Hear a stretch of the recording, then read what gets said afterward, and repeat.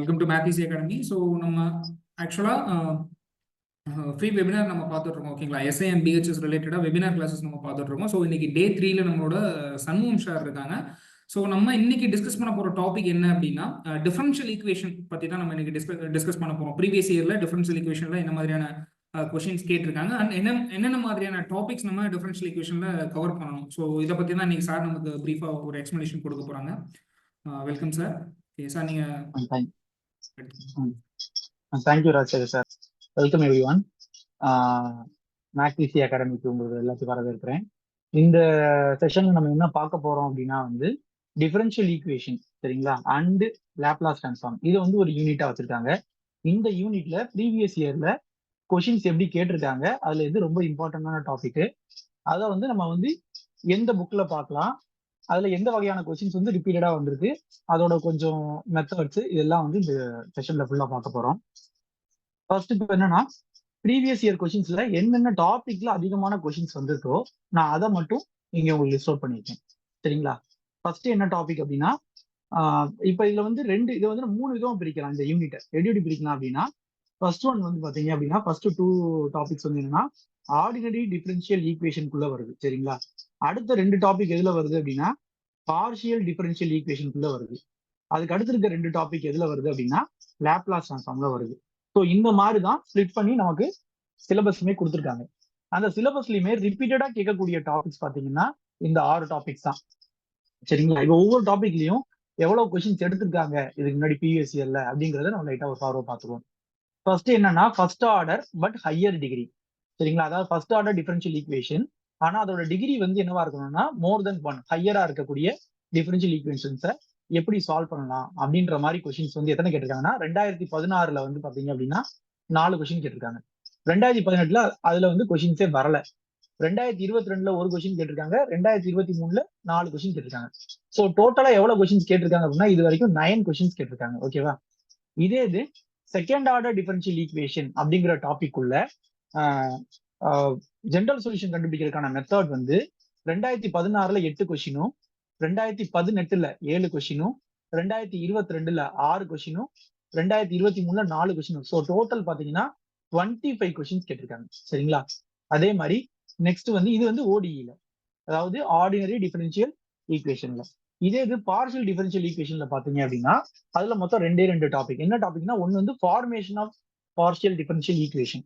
ஒரு ஒரு ஒரு ஃபங்க்ஷனை எலிமினேட் பண்ணியோ இல்ல கான்ஸ்டன்ட் எலிமினேட் பண்ணியோ எப்படி பார்ஷியல் டிஃபரன்ஷியல் ஈக்குவேஷனை ஃபார்ம் பண்றாங்க அப்படின்றத வச்சு கொஸ்டின்ஸ் கேட்கறாங்க. அதுல 2016ல 4 கொஸ்டினும், 2018ல ஒரு கொஸ்டினும், 2022ல 2 கொஸ்டின், 2023ல 4 கொஸ்டின். ஸோ டோட்டலா 11 கொஸ்டின் கேட்டிருக்காங்க. அதே மாதிரி solution of partial differential equation, இதுல நிறைய மெத்தட்ஸ் இருக்கு. பட் அந்த நிறைய மெத்தட் இருந்தாலும் இது ஓரளவுக்கு செய்ய முடியும். இதுல என்ன கேட்டிருக்காங்க பாத்தீங்கன்னா 2016ல கேட்கவே இல்லை. பட் 2018ல 2 கொஸ்டின், 2022ல 4 கொஸ்டின், சார் 5 கொஸ்டின், 2023ல ஒரு கொஸ்டின், மொத்தமா 8 கொஸ்டின் இது வரைக்கும் கேட்டிருக்காங்க. அப்புறம் லாப்லாஸ் டிரான்ஸ்ஃபார்ம்ல மொத்தம் 2 வகையா இருக்கு. ஒன்னு லாப்லாஸ் டிரான்ஸ்ஃபார்ம், இன்னொன்னு அதோட இன்வர்ஸ், சரிங்களா. So inverse Laplace transform. So இதுல பாத்தீங்க அப்படின்னா லாப்லாஸ் டிரான்ஸ்ஃபார்ம்ல 2016ல ஒரு கொஸ்டின், 2018ல 7 கொஸ்டின், 2022ல ஒரு கொஸ்டின், 2023ல 2 கொஸ்டின், மொத்தம் 11 கொஸ்டின் கேட்டிருக்காங்க. இன்வர்ஸ் லாப்லாஸ் டிரான்ஸ்ஃபார்ம் பொறுத்த வரைக்கும் 2016ல 2, 2018ல 1, 2022ல 3, 2023ல 3, டோட்டலா 9 கொஸ்டின்ஸ் கேட்டிருக்காங்க. இப்ப இதுல நீங்க ஒரு விஷயம் கவனிச்சு பாருங்க. ஃபர்ஸ்ட் டாபிக், அதாவது இந்த செகண்ட் டாபிக்கை தவிர மற்ற எல்லாமே ஓரளவுக்கு ஈவனா இருக்கும். 9 questions, 11 questions, 8 question, 11 question, 9 question. அப்ப என்னன்னா மோர்லி எத்தனை கொஸ்டின்ஸ் வருதுன்னா ஒரு 2 கொஸ்டின்ஸ் 3 கொஸ்டின்ஸ் நம்ம கம்மிங் எக்ஸாம்ல நம்ம கண்டிப்பா எதிர்பார்க்கலாம் இந்த டாபிக்ல இருந்து, சரிங்களா, இந்த ஒவ்வொரு டாபிக்ல இருந்து. ஆனா இந்த டாபிக்கை மட்டும் கொஞ்சம் தெளிவா பாருங்க. எந்த டாபிக் அப்படின்னா செகண்ட் ஆர்டர் டிஃபரன்ஷியல் ஈக்குவேஷன். பாத்தீங்கன்னா எவ்வளவு கேட்டிருக்காங்க பாருங்க. 8 கொஸ்டின், 7, 6, 4, சரிங்களா. அதுலயுமே பாத்தீங்க அப்படின்னா 8, 7ன்றதுலாம் ரொம்ப அதிகம். அப்ப இந்த டாபிக்கை நம்ம கவர் பண்ணாலே நிறைய கொஸ்டின்ஸை நம்ம என்ன பண்ணிடலாம் அப்படின்னா அட்டன் பண்ணிடலாம். ஸோ இந்த தடவை 4 கேட்டிருக்காங்க அப்படின்னா மேல பாருங்க, அதுல 4 கேட்டதுனால ஸ்பிளிட் ஆயிருக்கு, சரிங்களா. இந்த டைம் மட்டும்தான் கொஸ்டின் எப்படி ஆயிருக்குன்னா ஈவனா டிஸ்ட்ரிபியூட் ஆயிருக்கு. மற்ற எல்லாத்துலயும் பாத்தீங்கன்னா இங்கேயே மொத்தமா விழுந்துருச்சு. ஸோ இந்த மாதிரி கொஸ்டின்ஸ் வர்றதுக்கான வாய்ப்புகள் ரொம்ப அதிகம். அதனால இந்த டாபிக்கை வந்து நம்ம ரொம்ப மெயினா கான்சென்ட்ரேட் பண்ணணும். இதுல நீங்க கான்சென்ட்ரேட் பண்ணாலே மினிமம் ஒரு 6 கொஸ்டின்ஸ் வரைக்கும் வர வாய்ப்பு இருக்கு. நம்ம இது ஈஸியா எடுத்துடலாம். அதுல இன்னொன்னு ஸ்பெசிபிக்கா என்ன ஃபாலோ பண்றாங்க அப்படின்னா செகண்ட் ஆர்டர் அப்படின்னு கொடுத்ததுனால அதுல செகண்ட் ஆர்டர் கொஸ்டின் மட்டும் தான் கேட்கறாங்க. ஈவன் ஃபர்ஸ்ட் ஆர்டரும் கேட்கறது இல்ல, ஹையர் ஆர்டரும் கேட்கறது இல்ல. எக்ஸாக்டா சிலபஸ்ல செகண்ட் ஆர்டர்னு கொடுத்துருக்காங்க. அதனால செகண்ட் ஆர்டர் மட்டும் தான் கேட்கறாங்க. அதே மாதிரி சிலபஸ்ல பாத்தீங்க அப்படின்னா கான்ஸ்டன்ட் கோஎஃபிஷியன்ட் ஒரு வேர்டு கொடுத்துருப்பாங்க. சரிங்களா? இதுல வந்து மொத்தம் 2 மெத்தட் பார்க்கலாம். ஒன்னு வந்து கான்ஸ்டன்ட் கோஎஃபிஷியன்ட், இன்னொன்னு வந்து வேரியபிள் கோஎஃபிஷியன்ட். அதுலயும் பாத்தீங்க அப்படின்னா மெயின்லி இந்த 25 கொஸ்டின்ல 22 கொஸ்டின்ஸ் வந்து கான்ஸ்டன்ட் தான் கேட்டிருக்காங்க. கான்ஸ்டன்ட் கோஎஃபிஷியன்ட் வச்சு தான் கேட்டிருக்காங்க. ஒரு 3 கொஸ்டின்ஸ் தான் என்ன வந்திருக்குன்னா வேரியபிள் கோஎஃபிஷியன்ட் வச்சு வச்சிருக்கு. ஸோ சிலபஸ்ல என்ன இருக்குதோ அதை அப்படியே கேட்கறாங்க. அதுல இருந்து அவங்க எந்த விதமா மாற்றமும் கொண்டு வர்றது இல்லை. சரிங்களா? அதனால சிலபஸ்ல செகண்ட் ஆர்டர்னு கொடுத்துருக்கனால நம்ம செகண்ட் ஆர்டர் மட்டும் பார்த்தா கூட போதும். ஹையர் ஆர்டர் வந்து பார்க்கணும்னு அவசியம் கிடையாது. அதுக்கு மேல உங்களுக்கு பவர் 3 பவர் 4 எல்லாம் பார்க்கணும்னு அவசியம் இருக்காது. அதே போல சிலபஸ்லயுமே இன்னொரு விஷயமும் இருக்கு. அது நான் அடுத்தடுத்து வரும்போது இந்த டாபிக்ல வரும்போது உங்களுக்கு அதுக்கான டீடைல் எக்ஸ்பிளனேஷன் கொடுக்குறேன். ஸோ அப்ப இந்த யூனிட்டை பொறுத்த வரைக்கும் differential equation and Laplace transform இந்த யூனிட்டை பொறுத்த வரைக்கும் நீங்க மெயினா கான்சென்ட்ரேட் பண்ண வேண்டியது இந்த செகண்ட் ஆர்டர் டிஃபரன்ஷியல் ஈக்குவேஷன் அப்படிங்கிற டாபிக் மட்டும்தான். இந்த டாபிக்கை நீங்க நல்லா ஸ்ட்ராங்கா வச்சிருந்தாலே நீங்க இந்த யூனிட்ல கொஸ்டின்ஸ் வந்து ஈஸியா ஆன்சர் பண்ணிடலாம். சரிங்களா? பட் நெக்ஸ்ட் ஒவ்வொரு டாபிக்லயும் என்னென்ன இருக்கு அப்படின்றத நம்ம ஓவராலா பார்ப்போம். இப்போ ஃபர்ஸ்ட் என்னன்னா ஆர்டினரி டிஃபரன்ஷியல் ஈக்குவேஷன்ல நான் முன்னாடியே சொல்லியிருந்தேன் உங்களுக்கு என்ன அப்படின்னா first order but of higher degree. சரிங்களா? இது என்ன அப்படின்னா ஒண்ணுல இப்போ டிஃபரன்ஸ் ஒரு ஈக்குவேஷன்னா நமக்கு என்னன்னு தெரியும்ல. ஒரு ஈக்குவேஷன் நம்ம என்ன பார்த்திருப்போம் அப்படின்னா இப்ப x + 2 = 0 அப்படின்னு சொன்னா அது ஒரு ஈக்குவேஷன். இந்த மாதிரி ஒரு ஈக்குவேஷன்ல ஒரு டிஃபரன்சியேஷன் உள்ள வந்துச்சு அப்படின்னா அதுக்கு பேர் வந்து நம்ம என்ன சொல்லுவோம் அப்படின்னா டிஃபரன்ஷியல் ஈக்குவேஷன் சொல்லுவோம். சரிங்களா? இது இதோட பவர்ல இங்க 1 இருக்கிறதுனால இது ஃபர்ஸ்ட் ஆர்டர். சரிங்களா? அப்ப இந்த மாதிரி ஃபர்ஸ்ட் ஆர்டர் அதாவது பவர் 2 வராத மாதிரி அது என்ன வராது அப்படின்னா d²y/dx². இதெல்லாம் வராது. வெறுமனே ஃபர்ஸ்ட் ஆர்டர். ஆனா டிகிரி வந்து ஹையர் டிகிரினா இதோட பவர். சரிங்களா? இதெல்லாம் வந்து நான் டீடைலா அடுத்து எக்ஸ்பிளைன் பண்றேன். இங்க வந்து ஜஸ்ட் என்னன்றது கூட சொல்றேன். ஸோ டிகிரிங்கிறது என்ன அப்படின்னா வந்து இதோட பவர்ல வரக்கூடிய நம்பர் தான் டிகிரி. சரிங்களா? ஸோ இது மாதிரி first order but higher degree இதுல இருக்கக்கூடிய கொஸ்டின்ஸை எப்படி சால்வ் பண்றது அப்படின்னு சொல்லி ஒரு 4 மெத்தட் கொடுத்துருக்காங்க. இந்த 4 மெத்தடும் பாத்தீங்க அப்படின்னா இதுல இந்த 4 மெத்தட்ல இந்த கிளாரஸ் ஃபார்ம் இருக்குல்ல இது வந்து ரொம்ப ரொம்ப முக்கியம். இது வந்து நமக்கு அடிக்கடி கேட்கறாங்க. இதை வச்சு மினிமம் ஒரு கொஸ்டினாவது வந்துடும். மினிமம் கண்டிப்பா ஒரு கொஸ்டினாவது வந்துடும் கிளாரஸ் ஃபார்ம் வந்து ஆர்டினரி டிஃபரன்ஷியல் ஈக்குவேஷன்ல. அதே போல இதை சால்வ் பண்றதுக்கு மொத்தம் 3 விதமான மெத்தட் இருக்கு. என்னன்னா solvable for p, solvable for x, solvable for y. இதையுமே சிலபஸ்ல மென்ஷன் பண்ணிருக்காங்க. சால்வபிள் ஃபார் p ல வந்து எனக்கு தெரிஞ்சு ஒரு இது வரைக்கும் பாத்தீங்கன்னா ஒரு 4-5 கொஸ்டின் கிட்ட வந்திருக்கு. சால்வபிள் ஃபார் y ல பாத்தீங்க அப்படின்னா வந்து ஒரு 2 கொஸ்டின் வந்திருக்கு. சால்வபிள் ஃபார் x ல வந்து ஒரு கொஸ்டின் வந்திருக்கு. ஸோ இதுலதான் இந்த மாதிரி தான் டிஸ்ட்ரிபியூட் ஆயிருக்கு கொஸ்டின்ஸ். ஸோ இதுலயும் பாத்தீங்கன்னா சால்வபிள் ஃபார் pங்கிறது வந்து ரொம்ப ரொம்ப முக்கியம். சரிங்களா? இந்த மெத்தட்ல வரக்கூடிய ப்ராப்ளம்ஸ் வந்து நம்ம கொஞ்சம் தெளிவா பாத்துக்கணும்.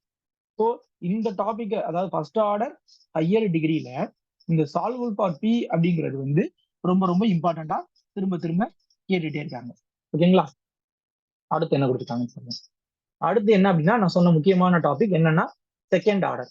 அதுலயுமே நீங்க சிலபஸ் எடுத்து பாருங்க ரொம்ப தெளிவாவே கொடுத்துருக்காங்க. என்னன்னா செகண்ட் ஆர்டரா கான்ஸ்டன்ட் கோஎஃபிஷியன்டா with particular integral.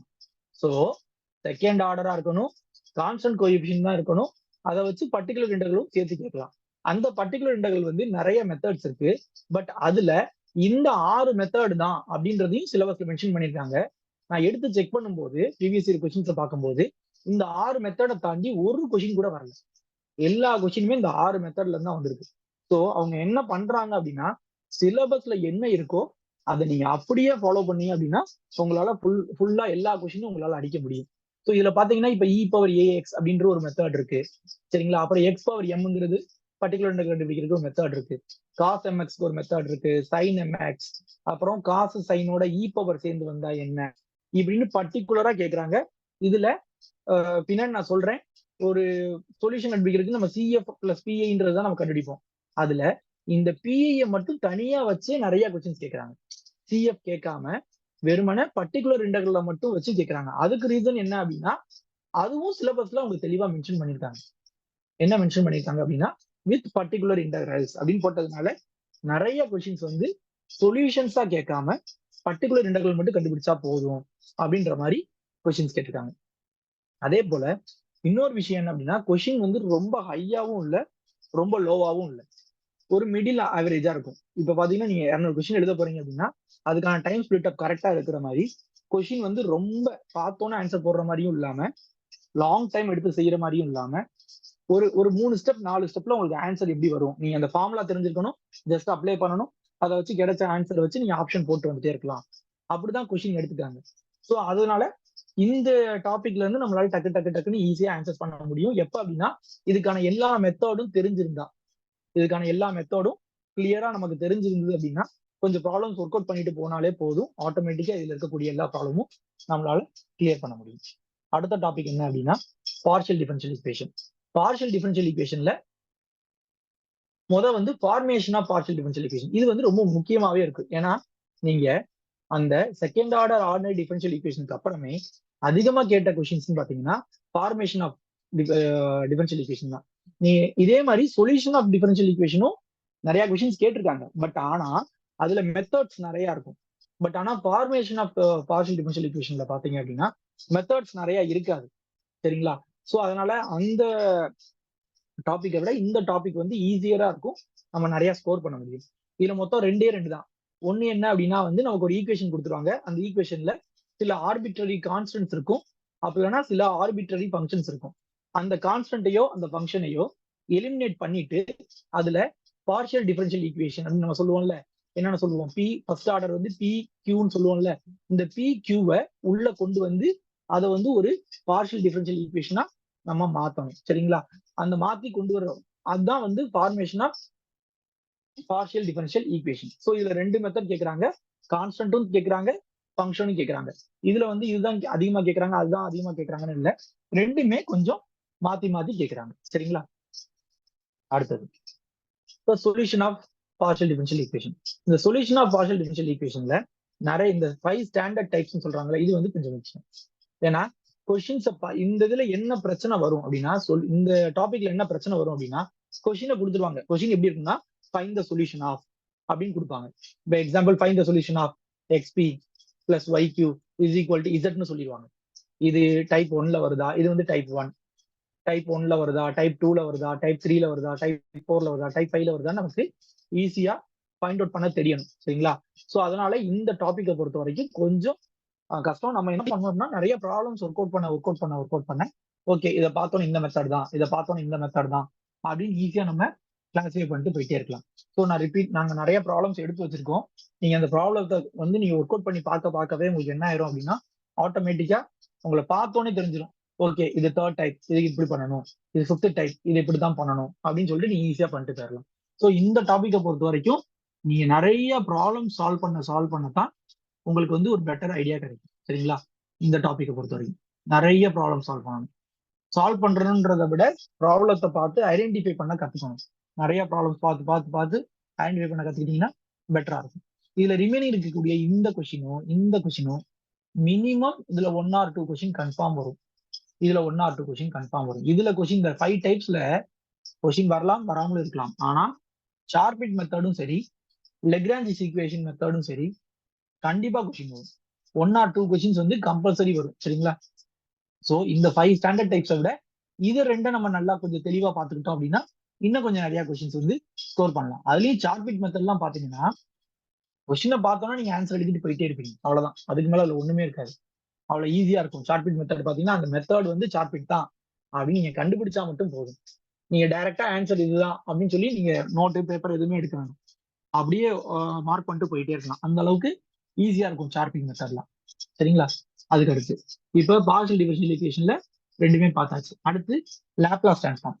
Laplace transform பொறுத்த வரைக்கும் அவங்க கொஸ்டின்ஸ் எப்படி கேட்கறாங்க அப்படின்னா ஜஸ்ட் டைரக்டா ஃபார்முலா அப்ளை பண்ற மாதிரி தான் கேட்கறாங்க. சரிங்களா? இப்ப லாப்லாஸ் ட்ரான்ஸ்ஃபார்ம்ல வந்து பாத்தீங்கன்னா நிறைய ஃபார்முலாஸ் இருக்கு. L(1), L(t) அப்படின்னு சொல்லி நிறைய ஃபார்முலாஸ் இருக்கு. Laplace transform of 1, Laplace transform of t என்ன வரும், லாப்லாஸ் ட்ரான்ஸ்ஃபார்ம் ஆஃப் t² என்ன வரும். ஸோ இந்த மாதிரி ஒரு 10 ஃபார்முலா இருக்குன்னு வச்சுக்கோங்களேன். இந்த 10 ஃபார்முலா தவிர வேற எதுவுமே கேட்கறது இல்லை. அதை கொஞ்சம் கம்பைன் பண்ணி கேட்கறாங்க. அதே ஃபார்முலாவோட இன்வர்ஸ் ஃபார்முலாவை எடுத்து இங்க கேக்குறாங்க. அவ்வளவு ஒன்றும் டீவியேஷன் ஆகல. ஸோ இந்த டாபிக் நீங்க வந்து கரெக்டா நீங்க தட்டி தூக்கணும் அப்படின்னா கொஞ்சம் மெமரி பவர் இருந்தாலே போதும், வேற எதுவுமே தேவையில்லை. கொஞ்சம் மெமரி பவர், ஒரு 10 ஃபார்முலாவை வந்து நல்லா ஸ்ட்ராங்கா மனப்பாடம் பண்ணிட்டு இது வந்தா இது, இது வந்தா இது, இது வந்தா இது அப்படின்னு போட தெரிஞ்சாலே போதும். நீங்க இங்க 10 ஃபார்முலா மனப்பாடம் பண்ணீங்க அப்படின்னா ஆட்டோமேட்டிக்கா இதுல 10 ஃபார்முலா கிடைச்சிடும். ஸோ அவ்வளவுதான் டிஃபரன்ஸ். சரிங்களா? அதுக்கடுத்து application of first order and second order ODE, அதாவது என்னன்னா first order second order ordinary differential ஈக்குவேஷனை லாப்லாஸ் ட்ரான்ஸ்ஃபார்ம் வச்சு சால்வ் பண்ணலாம் அப்படின்னு சொல்லி ஒரு அப்ளிகேஷன் இருக்கு. இதை வச்சு ஒரு கொஸ்டின் 2 கொஸ்டின்ஸ் வருது. சரிங்களா? இது கொஞ்சம் நீங்க அடுத்து இதுக்கு முன்னாடி நான் சொன்னது எல்லாத்தையும் நல்லா தெளிவா பார்த்துட்டீங்க அப்படின்னா இந்த டாபிக்கை பாருங்க. இந்த டாபிக் கடைசியா வச்சுக்கோங்க. சரிங்களா? இப்ப இது வரைக்கும் நான் என்ன சொல்லியிருக்கேன் அப்படின்னா எந்தெந்த டாபிக்லாம் நமக்கு வந்து மோஸ்ட் ரிப்பீட்டடா கேட்கறாங்க அப்படிங்கிறத தெளிவா சொல்லியிருக்கேன். இதுல நீங்க முக்கியமா கவர் பண்ண வேண்டியது இதுதான். சரிங்களா? Second order differential equation with constant coefficient, இதுதான் நமக்கு ரொம்ப முக்கியம். ஸோ இப்போ நான் என்ன பண்ண போறேன் அப்படின்னா இதுல இருக்கக்கூடிய சில ப்ராப்ளம்ஸை எப்படி சால்வ் பண்ணலாம், அதுக்கான மெத்தட் என்ன, அதை மட்டும் இந்த செஷன்ல உங்களுக்கு நான் சொல்றேன். ஓகே, இப்ப ப்ராப்ளம் போலாம்.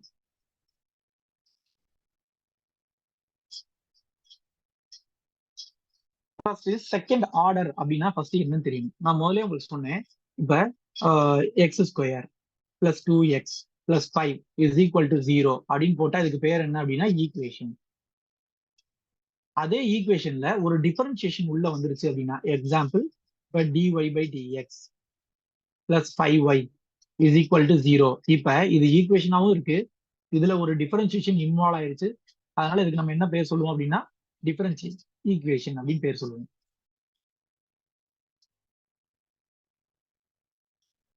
ஓகேங்களா? இதுக்கு பேர் என்ன சொல்லுவோம்? டிஃபரன்ஷியல் ஈக்குவேஷன் சொல்லுவோம். இப்ப இதுல நான் முன்னாடி சொன்னேன், இதுல பவர் 1 இருந்தா அது வந்து ஃபர்ஸ்ட் ஆர்டர், பவர் 2 இருந்தா செகண்ட் ஆர்டர். அப்ப செகண்ட் ஆர்டர் டிஃபரன்ஷியல் ஈக்குவேஷன்னா எப்படி இருக்கும் அப்படின்னு முதல்ல பார்த்துக்குறேன்.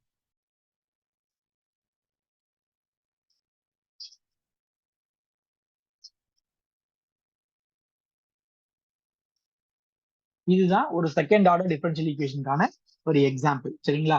அப்ப இதை ஜெனரலைஸ்டு ஃபார்ம் எழுதலாமா? இப்ப ஜெனரலைஸ்டு ஃபார்ம் எழுதுனா எப்படி எழுதலாம்? ஜெனரல் ஃபார்ம் எழுதுனா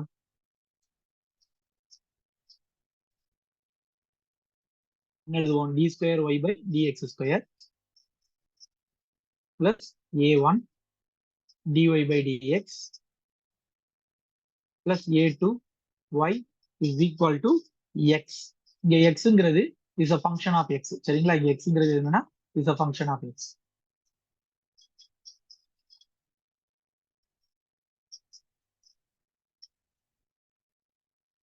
அதே நேரத்துல இங்க a1 a2ங்கிறது கான்ஸ்டன்டாவும் இருக்கலாம், சரிங்களா, அல்லது ஃபங்க்ஷன்ஸ் ஆஃப் எக்ஸாவும் இருக்கலாம். ஆனா நம்மளோட சிலபஸ்ல நமக்கு இருக்கிறது என்ன அப்படின்னா இது கேட்கல, நமக்கு வந்து இது மட்டும் தான் கொடுத்துருக்காங்க. அப்ப நம்ம இதை மட்டும் பார்த்துக்கிட்டாலே போதும். ஸோ அப்ப ஒரு செகண்ட் ஆர்டர் டிஃபரன்ஷியல் ஈக்குவேஷனோட ஜெனரல் ஃபார்ம்ன்றது இதுதான். சரிங்களா? இதுல எக்ஸுங்கிறது இஸ் கேபிட்டல் எக்ஸுங்கிறது இஸ் ஃபங்க்ஷன் ஆஃப் எக்ஸ்.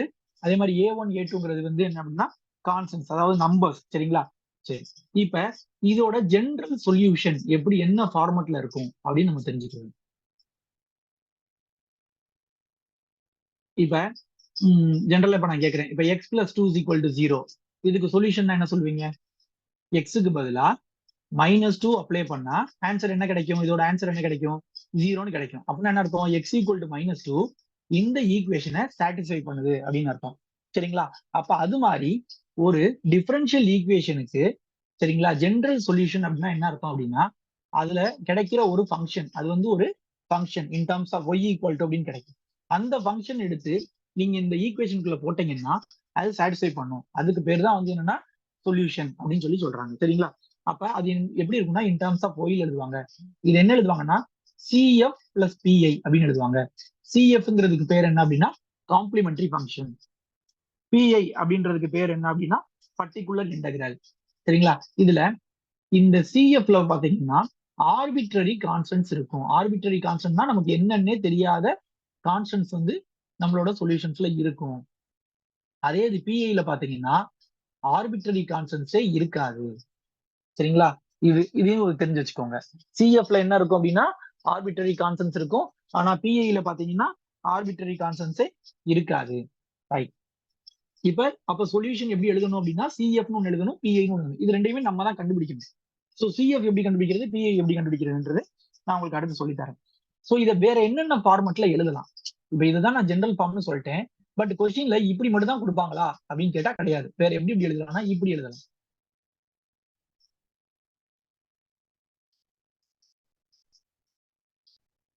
இப்படி கூட கொஸ்டின் கேட்கலாம்.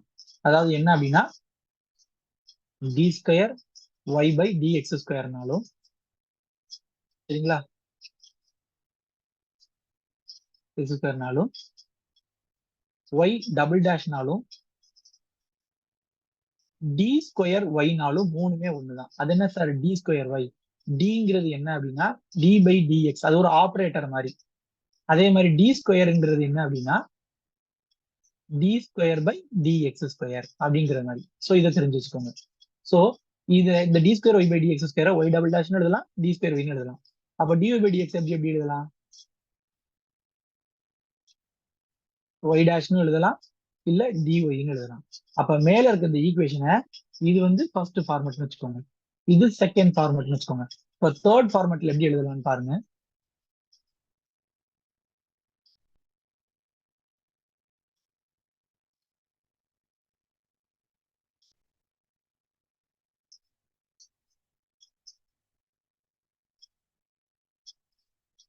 ஸோ இந்த ஃபார்மட்லயும் எழுதலாம்.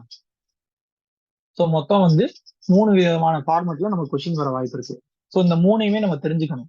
ஒரே ஒரே ஒரே ஒரு மெத்தட்ல கொடுத்தா இன்னொரு மெத்தட் கன்வெர்ட் பண்ண தெரியும். பொதுவா நம்ம என்ன பண்ணுவோம் அப்படின்னா இந்த 3வது மெத்தட்ல வச்சுதான் நம்ம ப்ராப்ளம் எல்லாமே சால்வ் பண்ணுவோம். சரிங்களா? அதனால மீதி இருக்கிற ஃபர்ஸ்ட் மெத்தட்லயோ இல்ல செகண்ட் மெத்தட்லயோ கொஸ்டின் கொடுத்தாங்கன்னா அதை எப்படி 3வது மெத்தட் கன்வெர்ட் பண்ணணும் அப்படிங்கிறதையும் நம்ம தெரிஞ்சுக்கணும்.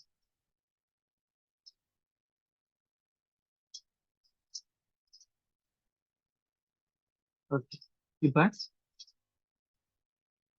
சிஎஃப் எப்படி எழுதுறது, சிஎஃப் எப்படி கண்டுபிடிக்கிறது அப்படின்னு நம்ம பார்க்கலாம்.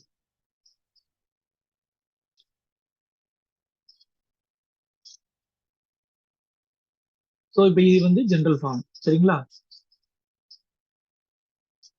இந்த ஜென்ரல் ஃபார்ம் நான் எப்படி பண்ண சொன்னேன், தேர்ட் மெத்தட் எழுத சொன்னேன். தேர்ட் மெத்தட் என்ன எப்படி எழுதுவீங்க, D square plus a1d plus a2 into y is equal to 0. சரிங்களா? இஸ் ஈக்குவல் டு 0 அப்படின்னு எடுத்துக்கணும். இப்ப இதுல ஃபர்ஸ்ட் ஆக்சிலரி ஈக்குவேஷன் அப்படின்னு ஒண்ணு எழுதணும். அது எப்படி எழுதணும் அப்படின்னா இந்த டிக்கு பதிலா எம் அப்ளை பண்ணிடணும். டிக்கு பதிலா என்ன அப்ளை பண்ணணும், எம் அப்ளை பண்ணுங்க. அப்ப முதல் டி ஸ்கொயர் இருக்கா, அப்ப என்ன பண்ணணும், எம் ஸ்கொயர் பண்ணணும். அடுத்து பிளஸ் a1 இருக்கா, அந்த a1 அப்படியே வச்சுக்கோங்க. அடுத்து டி இருக்கா, அதுக்கு பதிலா எம் போட்டுக்கோங்க.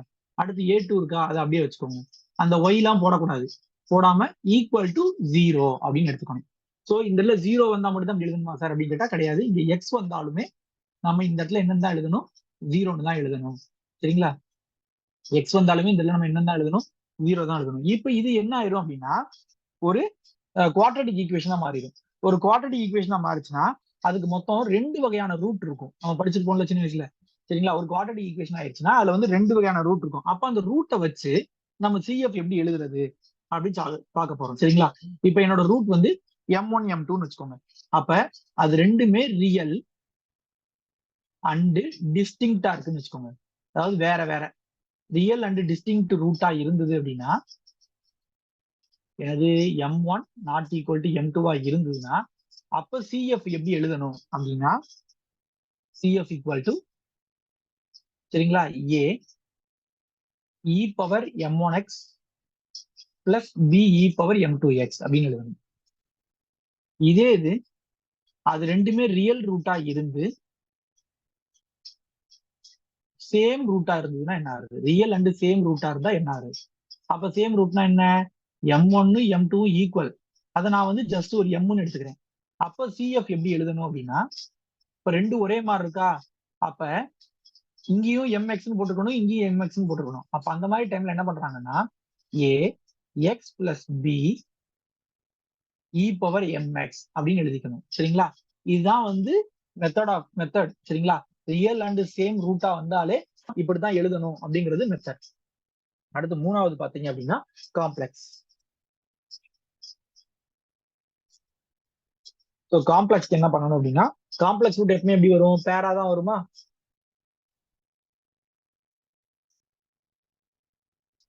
காம்ப்ளெக்ஸ் ரூட் எப்பவுமே பேரா வருமா. அதை நான் என்ன எடுத்துக்கிறேன், alpha plus r minus i beta அப்படின்னு எடுத்துக்கிறேன். அப்ப சிஎஃப் எப்படி எழுதணும் அப்படின்னா, இ பவர் ஆல்பா எக்ஸ், அதாவது ரியல் பார்ட் சரிங்களா, இன்டு ஏ காஸ் ஐக்கு பக்கத்துல என்ன இருக்கு, பீட்டா இருக்கா, அது வந்து இமேஜினரி, அதை இங்க போட்டுக்கணும், beta X plus B sine beta x இப்படி எழுதிக்கணும். ஸோ அப்ப நல்லா ஞாபகம் வச்சுக்கோங்க, நம்மளோட கொஸ்டின் பேப்பர்ல நமக்கு செகண்ட் ஆர்டர் மட்டும் தான் கேட்கறாங்க. ஸோ செகண்ட் ஆர்டர் மட்டும் கேட்கும்போது அதுல வந்து பாத்தீங்கன்னா உங்களோட ஆக்சல் ஈக்குவேஷன் எப்பயுமே குவாட்ரடிக் ஈக்குவேஷனா தான் இருக்கும். அது குவாட்ரடிக் ஈக்குவேஷனா இருக்கிறதுனால இந்த 3 பாசிபிளை தவிர வேற பாசிபிள் நமக்கு வராது. ஸோ அதனால இந்த 3 மெத்தட், இந்த 3 சிஎஃப்பும் நமக்கு தெளிவா தெரிஞ்சாலே போதும், நம்ம வந்து பாதி கொஸ்டினை கம்ப்ளீட் பண்ண மாதிரி சரிங்களா. சப்போஸ் ஈக்குவல் டு 0னா கேட்டாங்கன்னா ஒரு செகண்ட்ல முடிச்சிடலாம். ஓகேவா. சரி, இதுல இப்போ வந்து சில சம்ஸ் நம்ம பார்ப்போம், அப்பதான் உங்களுக்கு எப்படிங்கிறது தெளிவா புரியும். இப்போ எக்ஸாம்பிள் ஒரு கொஸ்டின் வருது, என்ன கொஸ்டின் கேட்கறாங்க அப்படின்னா, solve d square Y by dx square minus 5 dy by dx plus 6y is equal to 0. இது இப்படி ஒரு கொஸ்டின் கொடுத்துருக்காங்க. கொஸ்டினை பார்த்த உடனே ஃபர்ஸ்ட் நீங்க நோட் பண்ண வேண்டிய விஷயம் என்ன அப்படின்னா, இந்த இடத்துல என்ன வந்திருக்கு அப்படின்னு பாருங்க சரிங்களா. இந்த இடத்துல வந்து உங்களுக்கு என்ன வந்திருக்கு, 0ன்னு வந்திருக்கா. அப்ப 0ன்னு வந்துட்டாலே நமக்கு வந்து இதுல வந்து பிஐ எழுத வேண்டாம், பிஐ எழுத வேண்டாம், நீங்க சிஎஃப் மட்டும் கண்டுபிடிச்சா போதும், காம்ப்ளிமெண்டரி ஃபங்க்ஷன் மட்டும் கண்டுபிடிச்சா போதும். சரி, இப்ப எப்பயும் போல நான் சொன்ன தேர்ட் டைப்ல எழுதிக்கிறோமா, எப்படி எழுதலாம், d square minus 5d plus 6y is equal to 0. So எந்த சம் கொடுத்தாலும் முதல் இந்த மெத்தடுக்கு நீங்க கொஞ்சம் மாத்திக்கோங்க. மாத்திட்டு இப்ப நான் சொன்ன ஆக்சிலரி ஈக்குவேஷன் நான் என்ன சொன்னேன், டிக்கு பதிலா எம் போடுங்க அப்படின்னு. அப்ப M square minus 5m plus 6 is equal to 0ன்னு எழுதணும். இந்த ஒய்யெல்லாம் எழுதக்கூடாது, ஞாபகம் வச்சுக்கோங்க. இப்ப நம்ம சின்ன வயசுல பார்த்த மாதிரி என்னன்னா, இது ஒரு குவாட்ரடிக் ஈக்குவேஷன், இதை சால்வ் பண்ணணும். அப்ப என்ன பண்ணுவோம், மல்டிப்ளை பண்ணா 6 வரணும், ஆட் பண்ணா -5 வரணும், என்ன நம்பர் வரலாம் அப்படின்னு சொல்லி நம்ம யோசிப்போம். அப்ப 2 3s are 6 சரிங்களா. ஆனா ஆட் பண்ணா என்ன வருது, +5 வருது. பட் இங்க என்னக்கு தேவைப்படுது, -5. அப்ப என்ன பண்ணணும், -2 -3. அதனால இது எப்படி ஸ்ப்ளிட் பண்ணிக்கலாம் அப்படின்னா, m-2 இன்டூ m-3 அப்படின்னு ஸ்ப்ளிட் பண்ணிக்கலாம். அப்ப இப்படி ஈக்குவல் டு 0ன்னு வரும்போது நம்ம என்ன பண்ணணும், தனித்தனியா ஈக்குவல் டு 0 போடணும். அப்ப m-2 is equal to 0, m-3 is equal to 0. அப்ப என்ன கிடைச்சிருக்கு, m equal to 2, m equal to 3. So ஃபைனலா நமக்கு m ஓட வேல்யூ என்ன கிடைச்சிருக்கு, 2, 3. அப்ப இது எந்த மெத்தட்ல வருது, என்ன ஃபார்மட்ல வருது, ரெண்டுமே ரியல். ஏன்னா 2, 3ங்கிறது ரியல் நம்பர்ஸ். So real. அதே நேரத்தில் ரெண்டு வேற வேறையா இருக்கா, அப்ப டிஸ்டிங்க்ட் ரூட்ஸ். அப்ப சிஎஃப் எப்படி எழுதணும்,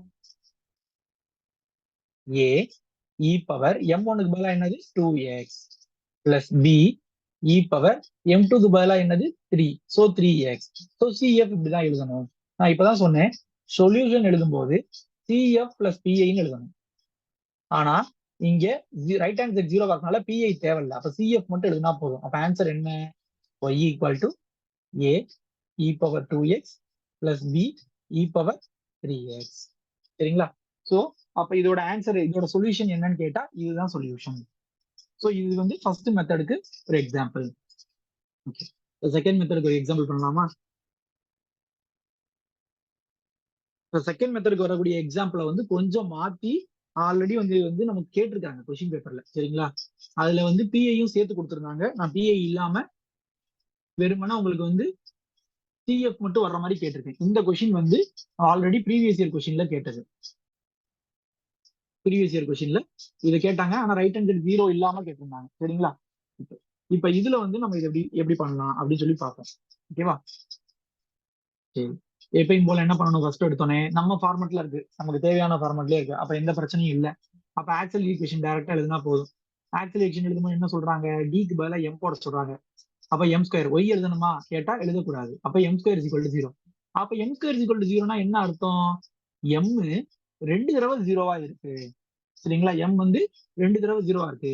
அப்ப இது என்ன ஃபார்மெட்ல இருக்கு அப்படின்னு கேட்டா என்னது, ரியல் அண்ட் சேம் ரூட். அப்ப எப்படி எழுதணும்? Ax plus b e power MX அந்த ரூட் எழுதிக்கணும். சரிங்களா? அப்ப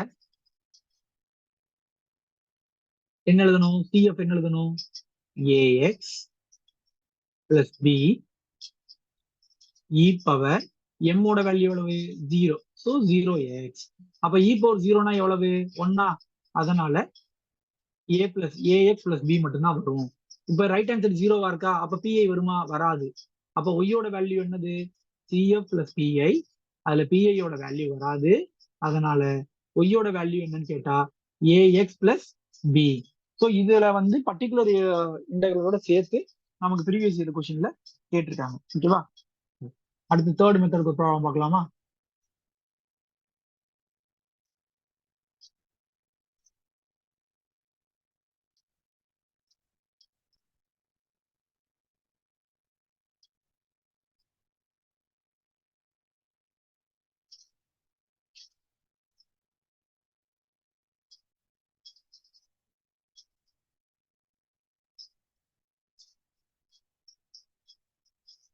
ஓகே. இப்ப இதுல பாத்தீங்கன்னா இது நம்ம மெத்தட்ல இருக்கா அப்படின்னு பார்க்கணும். இது நம்ம மெத்தட்ல இல்ல. அப்ப நம்ம மெத்தடுக்கு மாத்தணும். நம்ம மெத்தட்னா என்னது? டிக்கு மாத்தணும். அப்ப இதுக்கு பதிலா டி ஸ்கொயர் பிளஸ் 4. அந்த ஒய் என்ன பண்ணிக்கணும்? வெளியே எடுத்து போட்டுக்கணும். போட்டுட்டு இப்ப இதுக்கு ஆக்சல் ஈக்குவேஷன் எழுதணும்.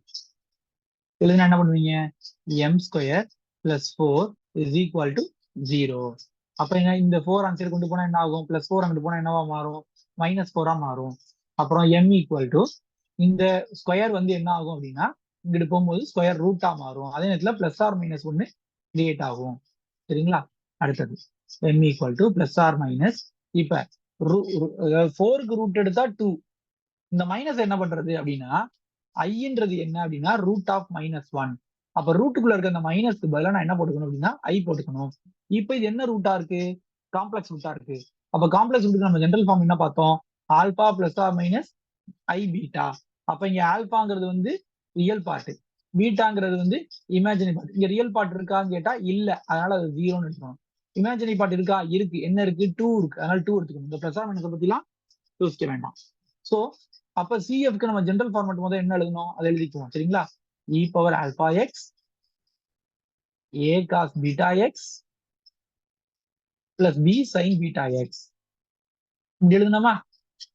அப்ப ஆல்பாவோட வேல்யூ என்னது? 0. ஸோ அப்ப E power 0x A cos பீட்டாவோட வேல்யூ எவ்வளவு? 2x. அதே மாதிரி இங்கேயும் பீட்டாவோட வேல்யூ என்னது? 2. அதனால சைன் 2x. ஸோ அதே மாதிரி நான் சொன்ன மாதிரி வலது பக்கம் என்ன இருக்கு? 0 இருக்கு. அப்ப பிஐ எழுத வேண்டாம், சிஎஃப் மட்டும் எழுதுனா போதும். அப்ப இ பவர் 0xும் ஆன்சர் 1 தான் உங்களுக்கு. இப்போ என்ன கிடைக்க போகுது? A cos 2x plus B sine 2x. So இப்படிதான் கொஸ்டின் வரப்போகுது. சரிங்களா? சரி, இதுல இன்னும் கொஞ்சம் இன்னொரு வித்தியாசமான ஒரு சம் பார்க்கலாம். இப்ப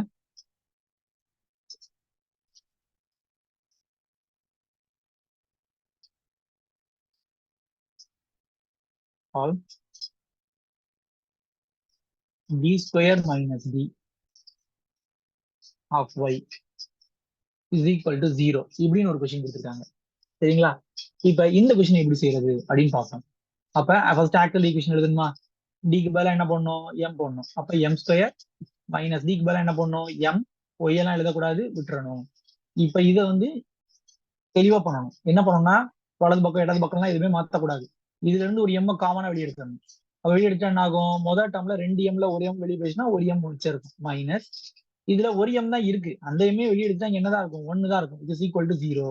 அப்ப 2 டேர்மோட மல்டிபிகேஷன் ஈக்குவல் டு 0னா தனித்தனியா ஈக்குவல் டு 0 போடணும். அப்ப இங்க எம் ஈக்குவல் டு 0 கிடைச்சிருச்சு. இங்க வந்து எம் ஈக்குவல் டு 1 கிடைச்சிருக்கு. அப்ப எம்மோட வேல்யூ என்ன கிடைச்சிருக்கு? 0,1. அப்ப டிஸ்டிங்க்ட் ரூட்ஸ். அப்ப சிஎஃப் எப்படி எழுதுவீங்க? ஏ e power m1x plus b e power m2x அப்படின்னு எழுதுவீங்களா? m2க்கு பதிலா நான் 1 போட்டிருக்கேன். 1 இன்டூ எக்ஸ்னாலும் எக்ஸ் தான். ஸோ ஃபைனலா அப்ப இங்க ஒய்யோட வேல்யூ என்ன கிடைச்சிருக்கு? இ பவர் 0ங்கிறது வந்து 1. அப்ப ஏ பிளஸ் பி இ பவர் எக்ஸ்ங்கிறது தான் இந்த கொஸ்டினோட சொல்யூஷன். புரிஞ்சுதா?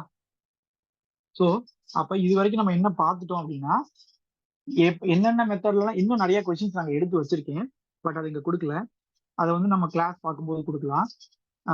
என்னென்ன மெத்தட்ல வருமோ எல்லா மெத்தடுக்குமே ஒவ்வொரு ப்ராப்ளம் வந்து பாக்குறது வந்து பெட்டரா இருக்கும். நீங்க இதுக்கு வந்து என்னன்னா இந்த ordinary and partial differential equation Raisinghania அப்படின்னு சொல்லி ஒரு புக் இருக்கு. அந்த புக்கை நீங்க வந்து இதுக்கு ஃபாலோ பண்ணலாம். ஆனா இந்த புக்ல என்ன இஷ்யூ அப்படின்னா, நான் எடுத்து பார்க்கும்போது ப்ரீவியஸ் இயர் கொஸ்டின் வந்து அந்த புக்ல இருந்து எடுத்திருக்காங்க.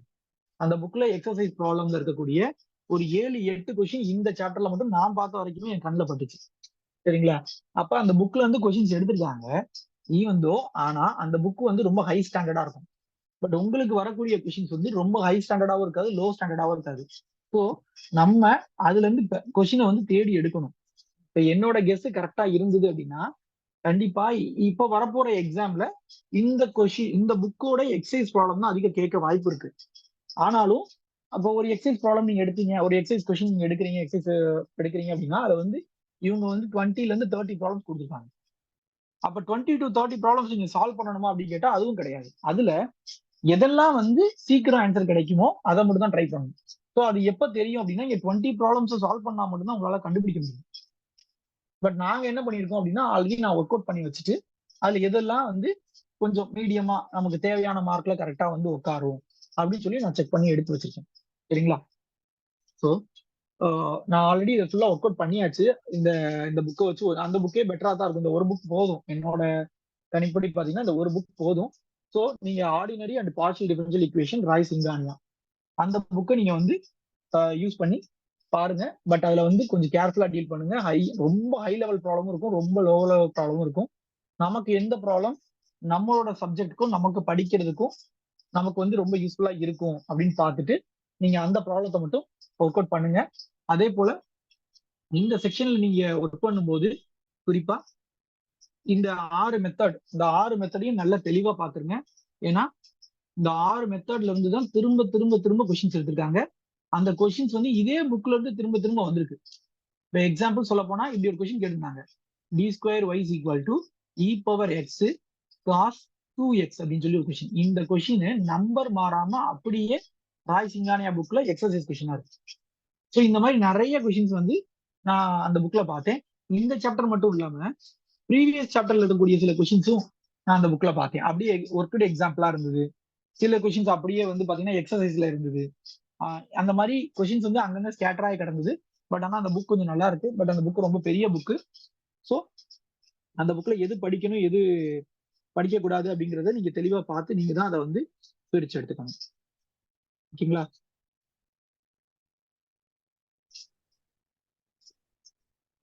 ஸோ அப்ப நான் சொன்னது இன்னொரு தடவை திரும்ப சொல்லிடுறேன். என்ன அப்படின்னா, அதாவது ஃபர்ஸ்ட் செக்ஷன் ஆர்டினரி டிஃபரன்ஷியல் ஈக்குவேஷனை பொறுத்த வரைக்கும் பாத்தீங்கன்னா, நீங்க வந்து இந்த கிளாரஸ் ஃபார்ம் அப்படிங்கறத தெளிவா பாத்துக்கோங்க. மஸ்ட் கம் கொஸ்டின் ரொம்ப ஈஸியா இருக்கும் மெத்தடு. சரிங்களா? அதனால இதை நல்லா தெளிவா பாத்துக்கோங்க. இதுல இருந்து கம்பல்சரி கொஸ்டின்ஸும் வரும். உங்களுக்கு பார்த்தோன்னு ஆன்சர் பண்ற மாதிரி இருக்கும். ஸோ இந்த செக்ஷன்ல இது ரொம்ப இம்பார்ட்டன்ட். அடுத்து இந்த செக்ஷனை பொறுத்த வரைக்கும் இந்த செக்ஷனே ரொம்ப இம்பார்ட்டன்ட் தான் ஃபுல்லாவே. இதுல இருந்து மினிமம் நான் என்னோட கெஸ் படி 5 to 6 கொஸ்டின்ஸ் கம்பல்சரி வரும். சரிங்களா? எல்லா மெத்தடும் கலந்து வர்ற மாதிரி. அதுக்கு அடுத்து பாத்தீங்க அப்படின்னா இதை விட இதுல வந்து பாத்தீங்க அப்படின்னா, நீங்க இந்த சார்பிட் மெத்தட தெரிஞ்சு வச்சுக்கிட்டீங்க அப்படின்னா, இந்த சார்பிட் மெத்தட் நீங்க வந்து பண்ணீங்க அப்படின்னா, சார்பிட் மெத்தட வச்சு நீங்க இந்த ஒரு 5 ஸ்டாண்டர்ட் டைப்பையுமே நீங்க கொண்டு வந்துடலாம்.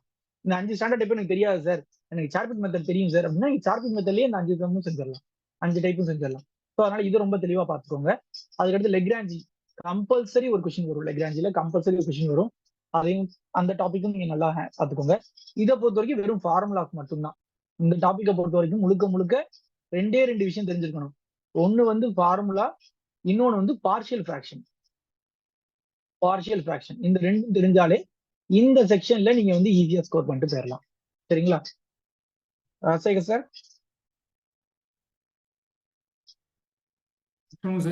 சார் லாப்லாஸ்க்கு எந்த புக் யூஸ் பண்ணலாம் சார்? ப்ராப்ளம் ஓரியன்டா பார்க்கணும் அப்படின்னா நீங்க லாப்லாஸ்க்கு ஆர்மம் சார் புக்கே நல்லா இருக்கும். அப்படி இல்லைன்னா சிங்காரவேலு இன்ஜினியரிங் மேத்தமெட்டிக்ஸ் நல்லா இருக்கும். ராய் சிங்கானியா பார்த்தா நிறைய கொஸ்டின்ஸ் அதுல இருந்து வந்திருக்கு. ஸோ அப்படிங்கிறப்ப லாப்லாஸ்க்கு இன்னொரு 5-6 புக்கை ரெஃபர் பண்ணி நம்ம பெட்டரா இந்த புக்ல தான் வருது அப்படின்ற மாதிரி எடுத்தோம்னா இன்னும் கொஞ்சம் பெட்டரா இருக்கும்.